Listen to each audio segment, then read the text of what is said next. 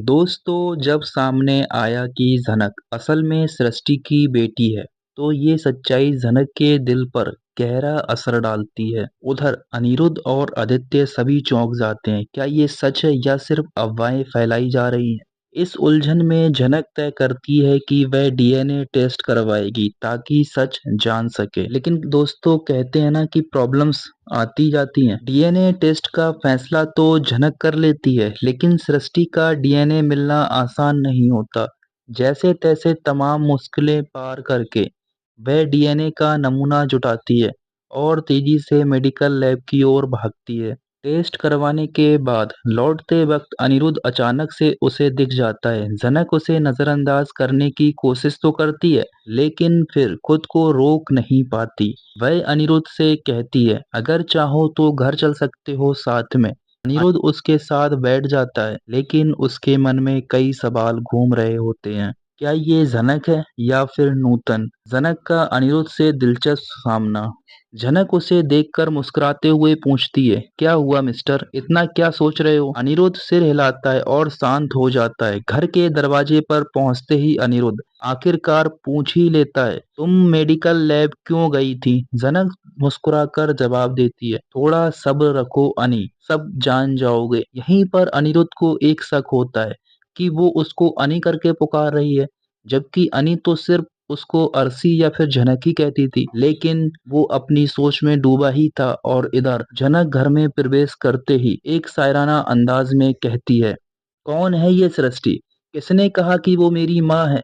सृष्टि मेरी माँ नहीं है और ये रही डीएनए रिपोर्ट। दोस्तों सच्चाई का बड़ा खुलासा और सबके चेहरे पर हैरानी। उसके शब्द सुनकर सबके चेहरे पर गहरी हैरानी छा जाती है।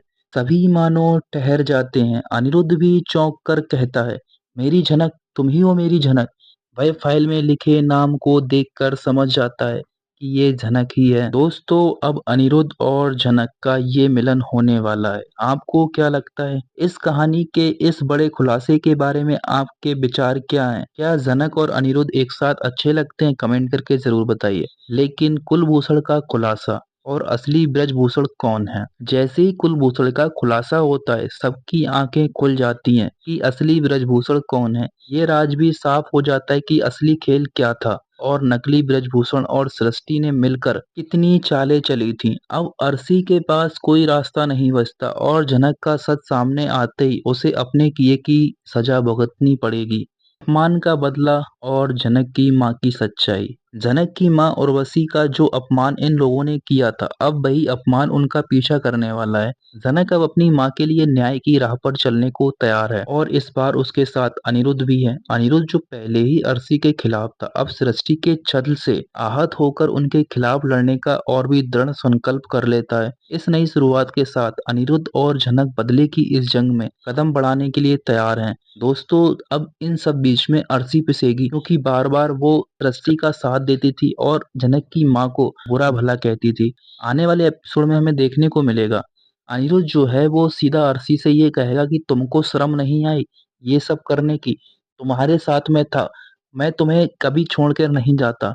अगर तुम बार बार जनक को परेशान नहीं करती, तुमने जनक को परेशान किया और मैं उससे प्यार करता हूँ, मुझे उससे लगाव है, तो मैं नहीं चाहता मेरे किसी भी प्रिय को कोई परेशानी हो और मैं वहां ना जाऊं।